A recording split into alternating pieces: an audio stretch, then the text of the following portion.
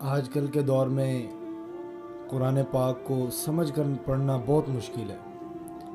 میں نے اکثر اپنے اسٹوڈنٹ جو مجھ سے رابطہ کرتے ہیں،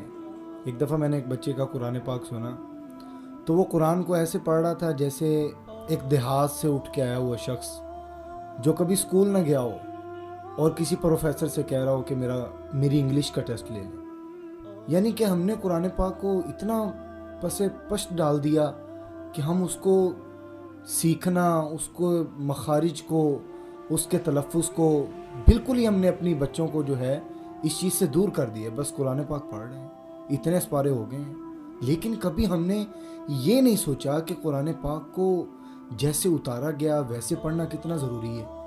یا جس طرح اس کا قرآن پاک پڑھنے کا حق ہے کیا ہم اس کا حق ادا کر رہے ہیں؟ ہم تو اس کے ساتھ مذاق کر رہے ہیں۔ کئی بچے آن لائن سسٹم میں ایسے قرآن پاک کی